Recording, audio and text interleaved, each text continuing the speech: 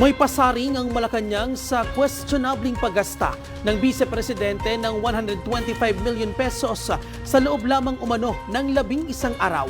Muli namang iginiit ng palasyo na hindi sila makikialam sa proseso ng impeachment trial. Narito po ang report. Naniniwala ang Malacanang na hindi makaaapekto sa kinahaharap na impeachment case ng Vice Presidente ang isinampang grave threat case ng Department of Justice sa kanya.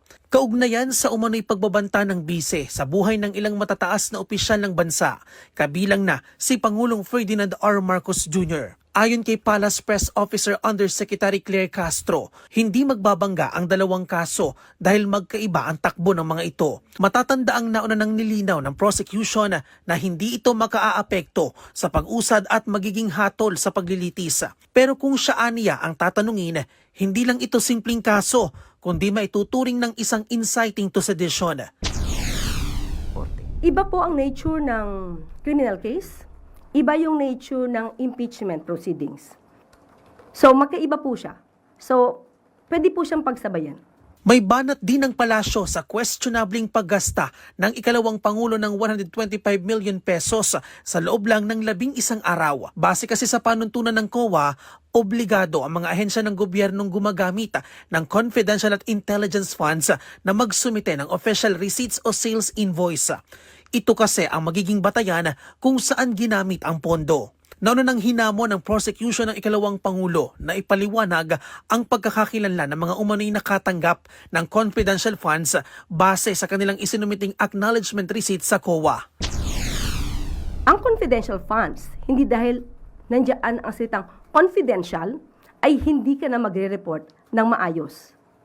Kailangan ito ng mga resibo upang patunayan na talagang nagkaroon ng transaksyon, nagkaroon ng negosasyon, nagkaroon ng mga activities patungkol sa national security, peace, and order. No comment naman si Yusek Castro nang matanong kung estratehiya o taktika lang ng depensa ang umano'y pagtatanong ng misleading questions sa cross-examination. Mababatid na naging mainit ang palitan ng argumento ni na House Private Prosecutor Attorney Lorna Capunan at Attorney Christine Ferrer ng defense team sa Day 15 ng impeachment trial. Ayoko mag-judge. Ayoko mag-judge sa style ng mga lawyer. So, respeto ko na lang sa kanila yon. As a lawyer, basic. This is so basic.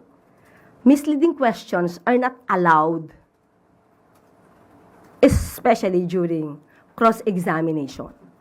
So, hindi po allowed ang misleading questions. Kasi para mong niloloko yung witness mo at pipilitin mong sumagot na oo o hindi. Muli namang iginiit ng Malacanang na hindi sila makikialam sa proseso ng impeachment trial. Ako po si Bien Manalo. Para maging updated, manatiling nakatutok sa Congress TV, Congress TV Digital at sa iba pa naming social media pages.